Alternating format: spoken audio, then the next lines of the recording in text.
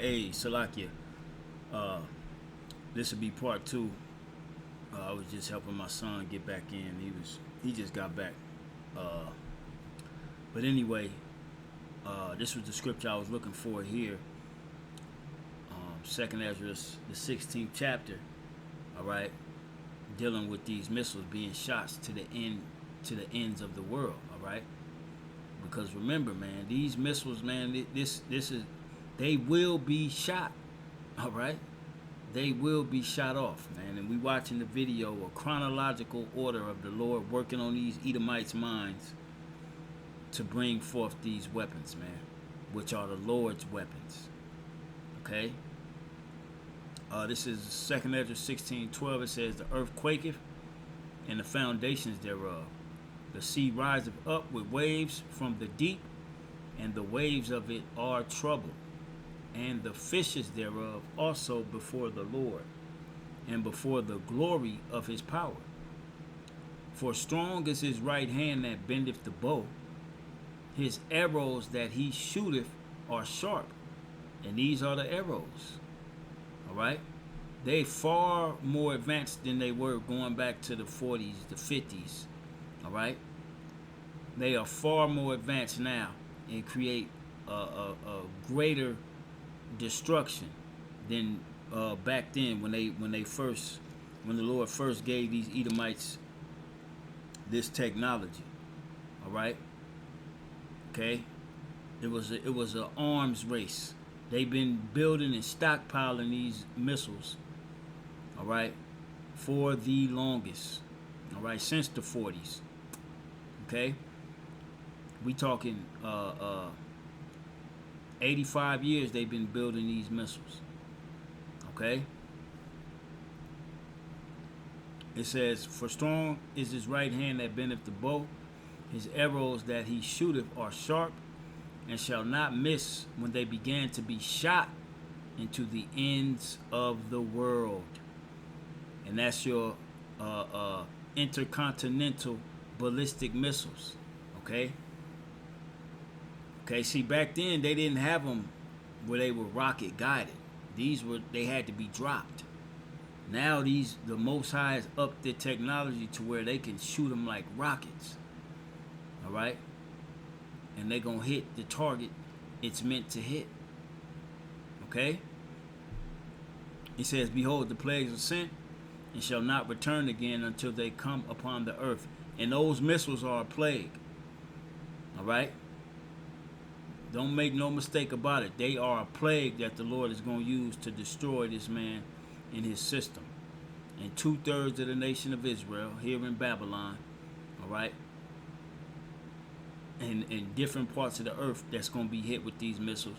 Not only are they going to be hit with the missiles, but you're going to have all type of destruction, earthquake, tsunamis, okay, tidal waves. Okay, it says, "The fire is kindled and shall not be put out till it consume the foundation of the earth." Okay, like as an arrow which is shot of a mighty archer returneth not backward, even so shall the plagues that shall be sent upon earth shall not return again. All right? Those missiles. Every last one of the missiles that these devils, whether they American devils, whether they Russian devils, UK devils, all these Edomites, all of these missiles will be used, even the missiles from these other nations. And he mentions the other nations in this video. He says, woe is me, who will deliver me in those days?" And this is what when Ezra saw this destruction, he was like, how? He didn't know how he was going to make it. He didn't understand. He knew it was a future vision. And he said, "Destruction is me, destruction to me. Who will deliver me in these days?" Because it's going to look like ain't no deliverance coming. But the Lord is going to come right in the nick of time for the elect. As the scriptures, as it is written, the righteous shall scarcely be saved. Okay? Verse 18, it says, the beginning of sorrows and great mournings, the beginning of famine and great death, the beginning of wars, and the power shall stand in fear, the beginning of evils. What shall I do when these evils shall come? All right.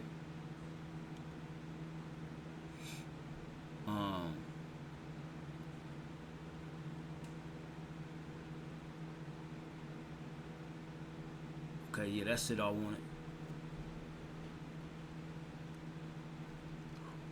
Let's get back to the video. Like I said, I don't want to make this too long. Arms race was going, but despite this, President Truman gave the go-ahead to continue.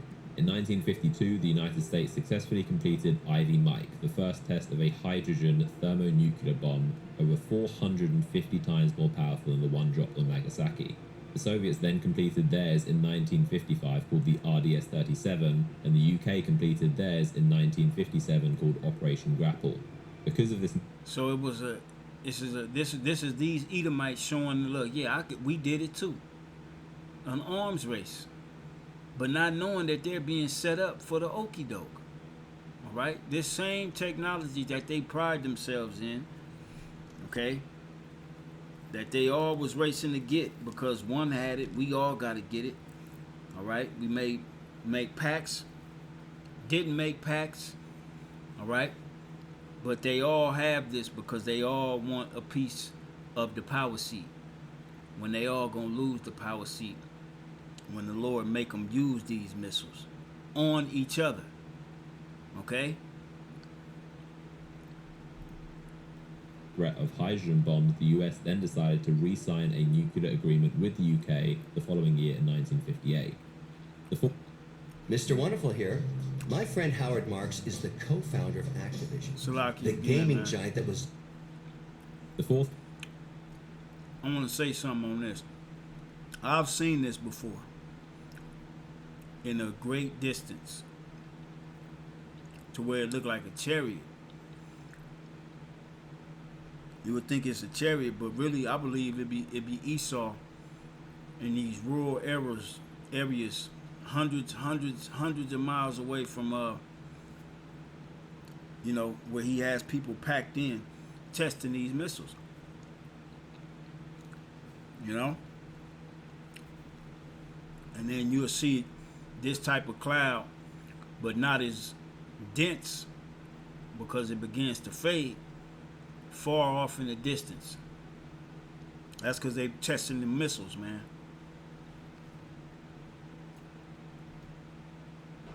The fourth country was France, who already had a few scientists work.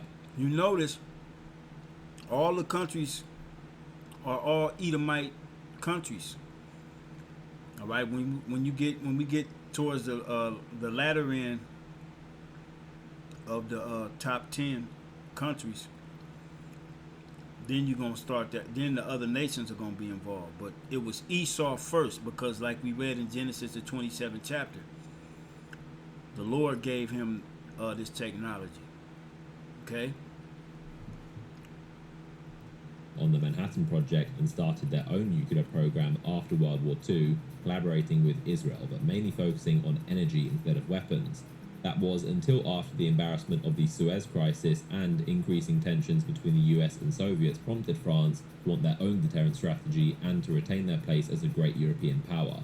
The United States was much more against the idea of France having nukes than Britain, as France had a slightly different policy on how they could be used, so France developed them almost completely independently. The French President Charles de Gaulle spearheaded the effort and stated that nuclear weapons were essential for France to be a truly sovereign and great power. He also wanted strategic independence from NATO and the United States. Why were they essential for them to be a sovereign power? Because they pose a threat to the mother Edomites. Okay? This is how this devil was going to live, right? As the prophecy stated. By thy sword shalt thou live. They sourced uranium from its colonies in Niger, Gabon, and Madagascar, which was a huge help, and despite being in ruins after the Second World War, the French scientists worked tirelessly. They successfully carried out their first test in 1960 called the Gerbois Blue in the French colony of Algeria in the Sahara Desert, and then its first hydrogen bomb in 1968. China would be the 5th country on the list wanting their own nukes as a deterrent against the US. So the top 4 was these Edomites, and now China. All right. But these Amalekites that's in our land, they gon' hit the list too. I forget what number they are. Initially, they received a lot of help from the Soviet Union as they saw China as a useful ally, but as Khrushchev began de-Stalinizing, China's chairman Mao denounced Khrushchev's more cautious approach to the West as being too soft and not in line with the true communist principles. This led to a rift between the two nations as Khrushchev withdrew all its help from the Chinese program, leaving them to the rest of the work alone. China continued their development with impressive speed, especially considering they were dealing with the challenges of the Great Leap Forward and Cultural Revolution.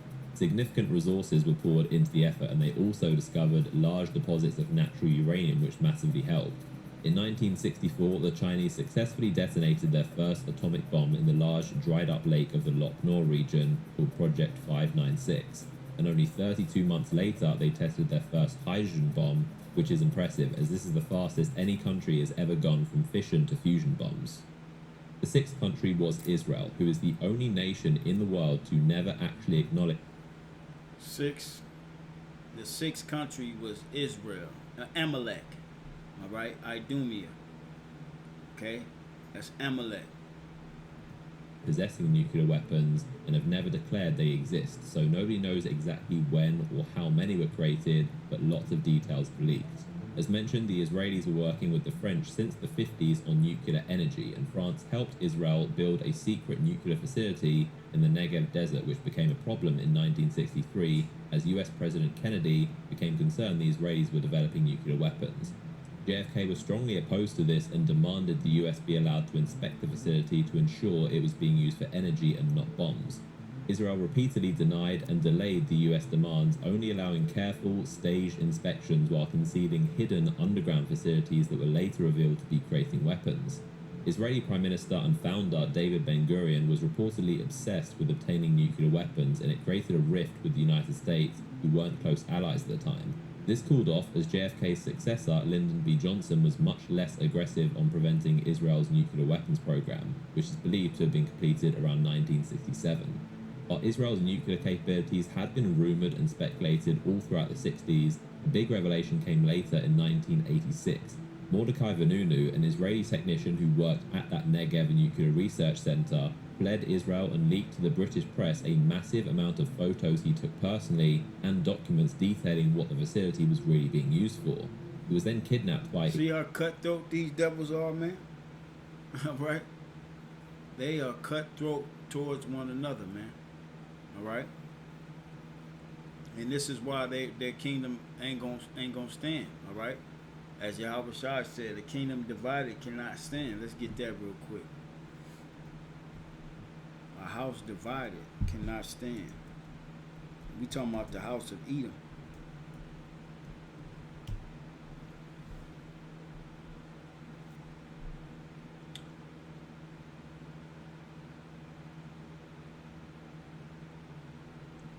Mark 3:25.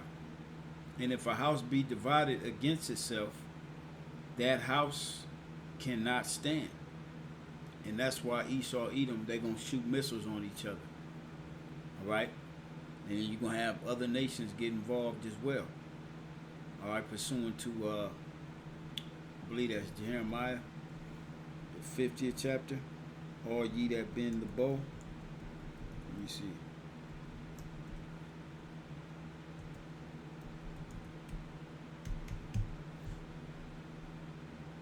Yep. Jeremiah 50. I'll read all of these. 50 verse 14. Put yourselves in array against Babylon round about, all ye that bend the bow.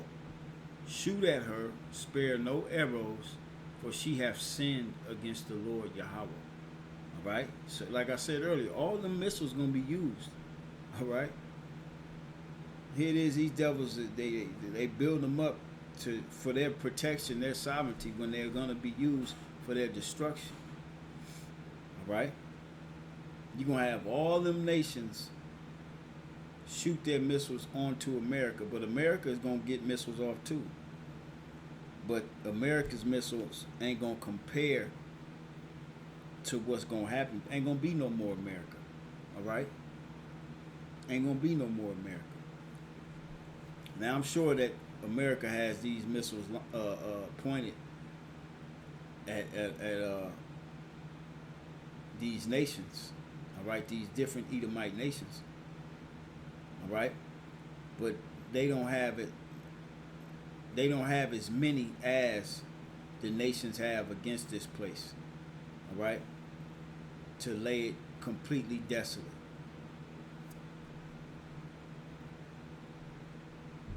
Jumping down to 29, it says, call together the archers against Babylon, all ye that bend the bow. Camp against it round about, let none thereof escape. Recompense her according to her work, according to all that she have done, do unto her.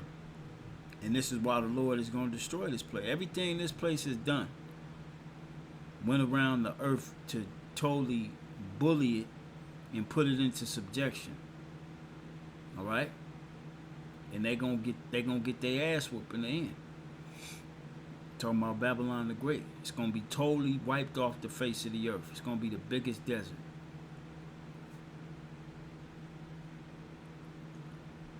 It says, for she have been proud against the Lord and against the Holy One of Israel. Jeremiah 51:13, it says, against him that bendeth, let the archer bend his bow, and against him that lifteth himself up in his brigandine, and spare ye not her young men, destroy ye utterly all her host. All right? That's what these missiles are going to do. It's going to destroy everything. Okay? Israel's Mossad in Rome, after being lured there by a female Mossad agent he believed he was going on a date with. He was then sedated and brought back to Israel, where he was sentenced to 18 years in prison for espionage and treason in a behind closed doors trial. He's currently under significant restrictions to his speech and travel, and has been rearrested many times for parole violations, speaking to the press, and attempting to leave Israel. It's also believed from his leaks that Israel has developed thermonuclear weapons. The seventh country on the list is India, who, like many others, expressed the need to have this latest technology after the Second World War. That's Elon.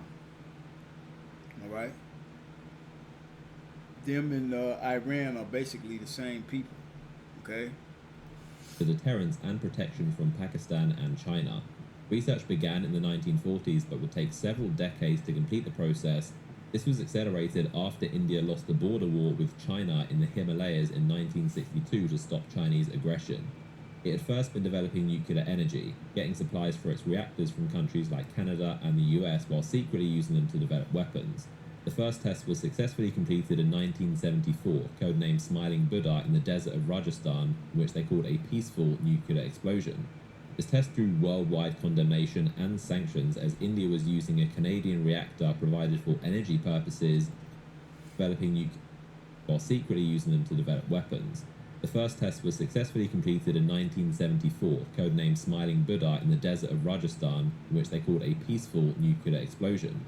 This test drew This is their newspaper going back then. Bombay Sunday, May 19th, 1974. They joined the nuclear club. All right? This is the Lord putting the spirit on these nations. All right? I'm going to go to the scripture after you hear what he says real quick concerning condemnation and sanctions, as India was using a Canadian reactor provided for energy purposes, and because they refused to sign the Nuclear Non-Proliferation Treaty. This is where countries agree to set rules to limit the spread and use of such weapons. However, India did deliberately refrain from fully weaponizing the technology into warheads, while theoretically researching the means to weaponize in case they needed to in the future. Most Indian politicians were opposed to creating activated nuclear weapons, so it was a slow process that wouldn't be completed until the 90s. Daryl, dude, just drunk and smoking weed and shit. It wasn't until you went. The eighth country to develop nuclear weapons was South Africa, which is one of the most unique stories. It possessed one of the world's largest reserves of natural uranium, which is a key ingredient, and had been supplying it to the US, UK, France, and potentially the Soviet Union and Israel, most of which was intended for peaceful energy reactors, but it's likely some also ended up being used for weapons. Since 1948, South Africa had created a nuclear energy program, but by the 1960s and 70s, they shifted interest into weapons due to the increased Soviet influence that was spreading in Namibia and Angola. As well as this, the apartheid regime drew worldwide condemnation, causing South Africa to become politically isolated and without...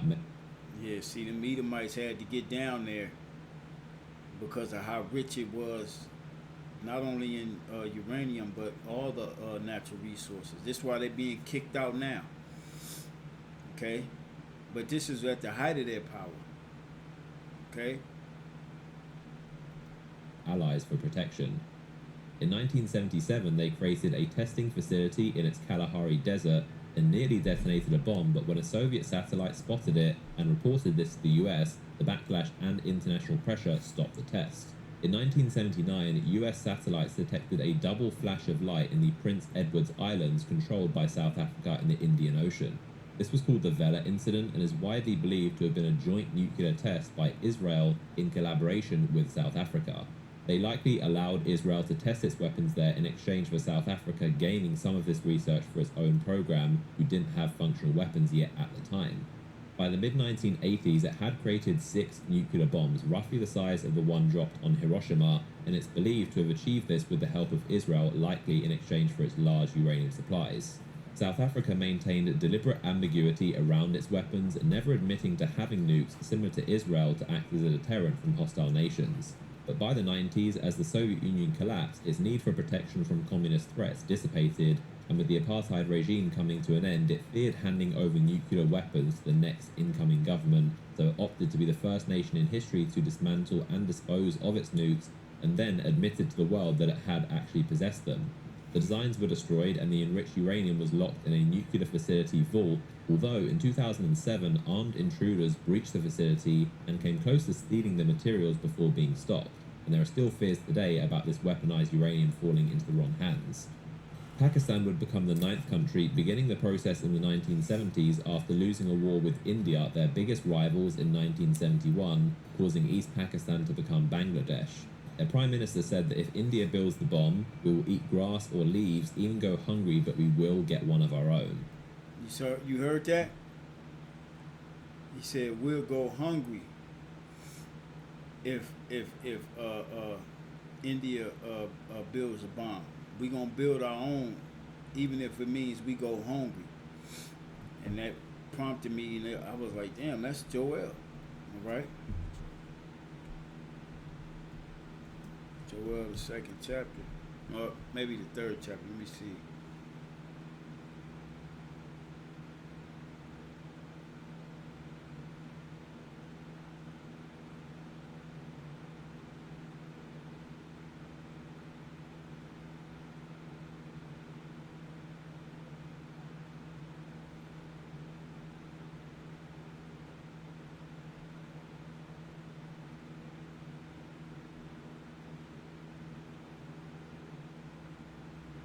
Yeah, it's the 3rd chapter.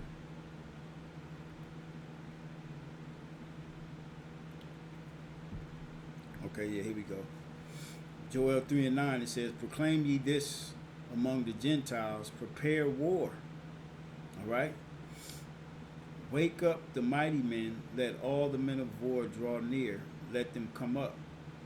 Beat your plowshares into swords. All right? You heard what he said, we'll go hungry. To hell with planting and growing food. We'll eat grass and dirt. All right? Just so we can develop this bomb. It says, beat your plowshares into swords and your pruning hooks into spears. Let the weak say, I am strong. And this is a clear-cut example of that. Pakistan. All right? They needed to make that bomb because they was at odds with India. Okay? Let's hear that one more time. Pakistan would become the 9th country, beginning the process in the 1970s after losing a war with India, their biggest rivals, in 1971, causing East Pakistan to become Bangladesh. Their prime minister said that if India builds the bomb, we will eat grass or leaves, even go hungry, but we will get one of our own. We gonna build that bomb. That's the spirit of the Lord on these nations, man. Okay? So they've been building them. They've been building. And they all will be used. India conducted its Smiling Buddha test in 1974. The race was on to catch up. Abdul Qadir Khan was a Pakistani scientist who, while working at the Dutch nuclear facility, stole top-secret intelligence on how to enrich uranium and brought them back to Pakistan, which was a main foundation to their nuclear weapons program. They also had significant help from China, who provided expertise, materials, and blueprints to develop a bomb. This was because China wanted another ally against India, also being one of its rivals, and saw the benefit in arming Pakistan. The US did little to stop Pakistan's nuclear weapons program, initially underestimating their capabilities, but also because Pakistan was a key ally against the Soviet invasion of Afghanistan. The US didn't want to risk their alliance and often turned a blind eye despite mounting evidence that Pakistan were using the US military funding to develop weapons. In 1998, India detonated 5 non-peaceful warheads, including a thermonuclear bomb. Just weeks later, in response, Pakistan also detonated 5 bombs underground in the Raskot mountain range, successfully completing their first ever test and making them the latest nuclear-armed nation. While India operates a no first use policy, meaning they are only for deterrence and to be used in retaliation to such weapons being used on them, Pakistan operates a first use policy, reserving the right to use them however it sees fit, and indicated it would use nukes against India even if no nuclear weapons were used on them. While this policy concerns many nations, it has proved successful for Pakistan, leading to a weaker response from India in their many conflicts since, out of fear of how Pakistan might respond. An Indian military spokesperson said that Pakistan's threat of nuclear first use has deterred India from seriously considering conventional military strikes. Abdul Qadir Khan, the man mentioned earlier for stealing the Dutch nuclear blueprints and dubbed the father of Pakistan's nuclear program, confessed in 2004 that he had been involved in illegally selling nuclear weapons technology to North Korea, Iran, and Libya. Seeing as none of these countries... So those are the nations who didn't build on their own. He sold it to these nations. So imagine all the nations that have been given this technology and been building it up. So the fireworks are going to be great. All right? The fireworks are going to be great. The Lord is definitely going to make these nations use the missiles, man. So I'm going to end it because I don't want it to keep going longer than what it is already. All right? Let's go to Revelation, the 18th chapter. All right? Okay?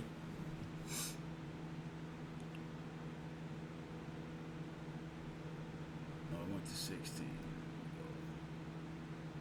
17 talks about the nuclear destruction. The nuclear destruction is all throughout the scriptures. You got all you Christians now, some of you Christians, you TikTok prophets, all right? Now you're starting to speak about these missiles because what you've seen as far as Iran and Israel, all right? The real prophets been saying it before Iran and Israel was at odds. Or at each other's neck as they are now. And they knew that was coming. The real prophets. All right? And that's where y'all got it from. But you know, y'all don't like to give credit where credit is due, but that's all right. Because you're going to get caught up in this nuclear destruction.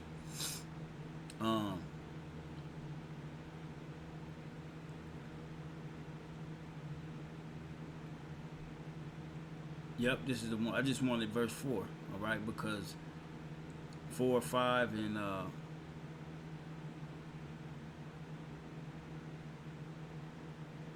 I'll read through 8, all right?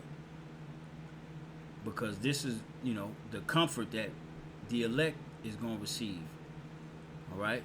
Only the elect is going to make it out of this nuclear destruction. All right? Only the elect. Ain't going to be no Edomites, no